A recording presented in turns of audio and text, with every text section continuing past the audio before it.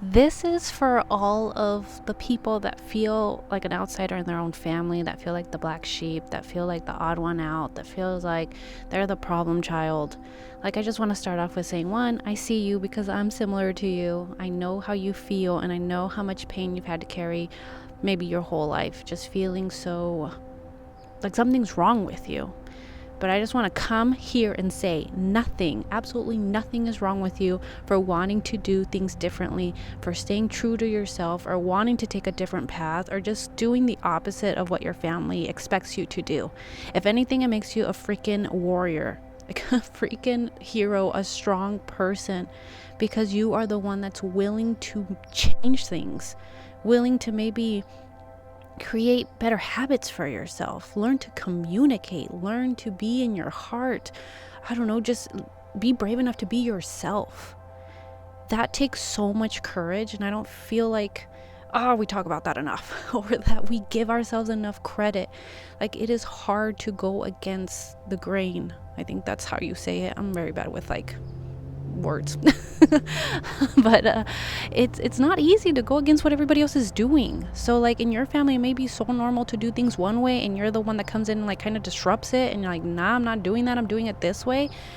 And that could come in so many different ways. Like, maybe you're the one that doesn't want to go to college even though everybody in your family went to college, or you're the one that learns how to say no even though it's taught you have to always say yes to your family or else you don't love them. Or you're the one that creates boundaries, and it's like, and your family's like, what the hell are boundaries? Like, why are you even doing that? So I know how hard it can be. I'm going through that right now. I've been going through that my whole life. I've always felt like the black sheep, like the weird one, the odd one out. And it's tough. It feels so isolating. It just feels like, what the heck is wrong with me? Like, what am I doing wrong? Why does everybody hate me in a sense? Like, why is it so wrong to be who I am? And I'm realizing like there was never anything wrong with me.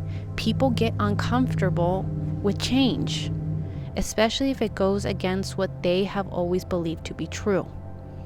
So I'll give myself, or I use myself as an example. In my family, I have always been very different because I am very slow at doing things. I don't like to wake up early. I'm more of a late person. I love to be alone. I get recharged when I'm alone. I don't like big parties. I don't like really loud places or really loud noises.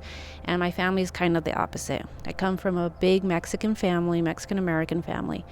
And my family loves to throw big parties. They love like always being up in each other's business. They love to gossip. They love to always be together. They don't really know how to like spend time alone. They're always on the go, go, go, do. And I'm the complete opposite of all that.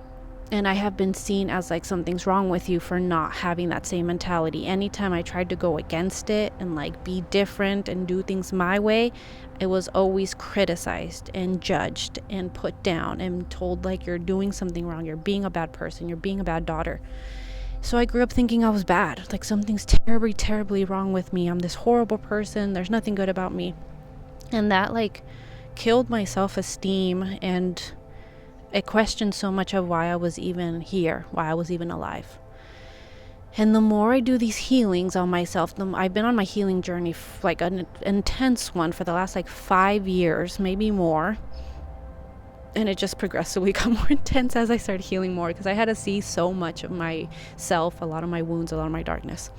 And when it comes to family, that's like one of my biggest wounds, because my mom was not emotionally available at all. Her emotional intelligence was super low. She didn't know how to be very nurturing or kind or patient or loving. And then I was doing a meditation today that showed me how much I've been rejected by my mom since she got pregnant with me.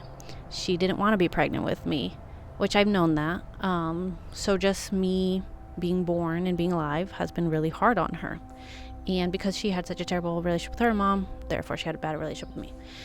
So she's been trying to always she just rejected me how I am naturally, and always wanted to change me and force me to do things that I didn't really want to do, or to be different, or just to do things her way, whatever she thought was correct. And my dad was very, very similar. He's very like, this is how you show up in the family. This is what you do. You go to every single party you're invited to, even if you don't want to, because you just have to be a good person. It's so embarrassing. Like, they get embarrassed over the smallest little things. Like, it's so embarrassing you guys didn't go to the party. It's so embarrassing that you didn't dress the way we told you to. It's so embarrassing you didn't go to church. Whatever.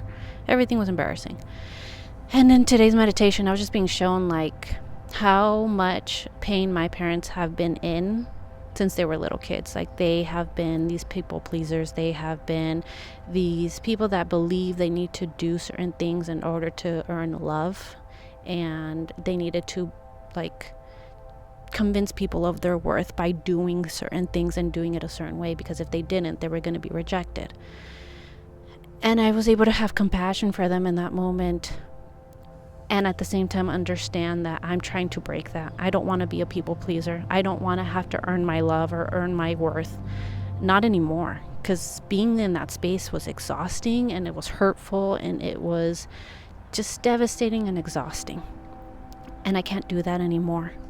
So I need to choose for myself now and be the protector of little me, and keep learning how to say no, and keep learning how to set boundaries, but from a very loving place. That's what I keep seeing. Like, you allow your parents and your family to take you out of your heart, and you quickly go into this anger and this frustration and this like, don't tell me what to do and don't control me.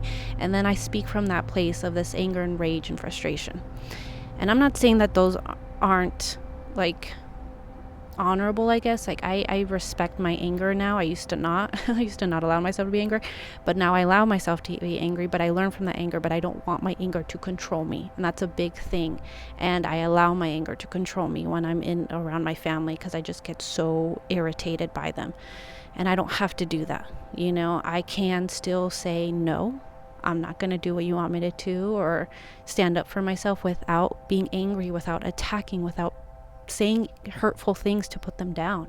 I can just say, no, that doesn't work for me. I'm sorry, I'm not going to do that for you because I can, or I don't want to, or within reason, obviously. You choose. That's the thing. Everyone gets to choose like what feels right in their heart. Like, I would say, don't do anything just from guilt or shame, or because you're afraid they're going to judge you.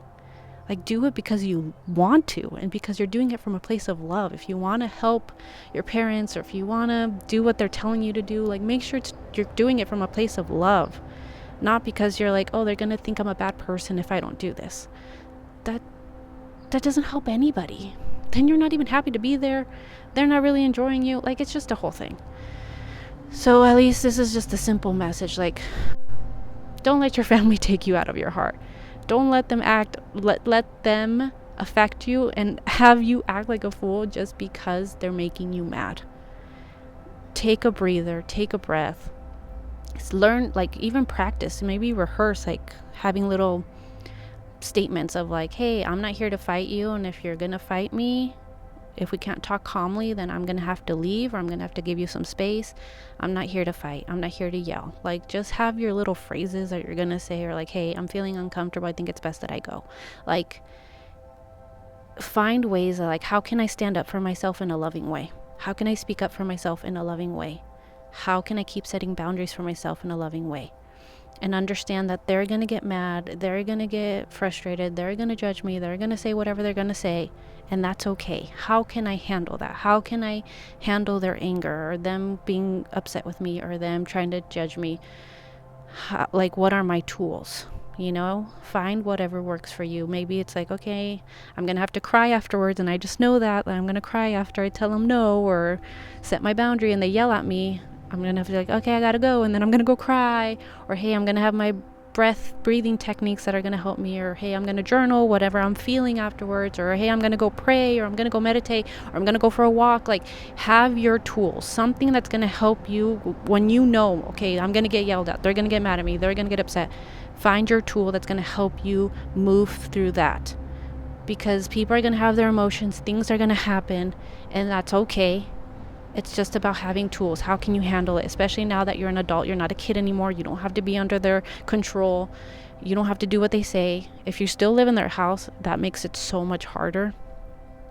And for that one, it's like, just find your little corner. Go, you can still go on walks, you know, go do little things that help you kind of create your own space from them.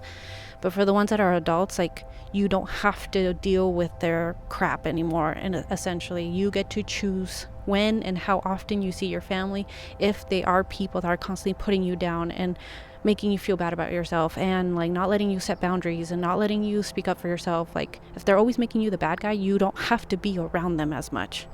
You get to choose. So overall, I guess I would just have to, it's just a reminder, like, you're not a bad person. There's nothing wrong with you. You're very brave for standing up for yourself, or choosing a different path than what your family has shown you. And don't give up on yourself. Don't think you have to just like, fine, I'll just accept it and I'll just do whatever they want me to do, because you're afraid of being alone. You will feel so much more alone if you stay in a family where you don't feel like you can be yourself. It's one of the worst feelings when you're still surrounded by people, but you still feel so alone. I think that's way worse than actually physically being alone and being isolated, because at least you're not surrounded by people that don't really see you, or don't really let you be you, or aren't really showing you love in the way that you need it. So find what works for you, okay? I'm not going to sit here and tell you like never see your family or keep seeing your family. Like, you do what feels best for you. Always listen to your own heart and your own discernment. All I'm saying is I don't want you to blame yourself, or to think that there's something wrong with you when literally there's nothing wrong with you. If anything, you're super brave. You're super brave. You're a strong warrior, and I want you to give yourself credit for that. Okay? I know this message was all over the place. I hope that made sense and it resonated with you. If this message is for you, I think it will resonate with you and it will make sense to you. But for now, I'll leave it there. I'm sending you so much love. Please like, subscribe, and share, and I'll see you in my next video. Bye.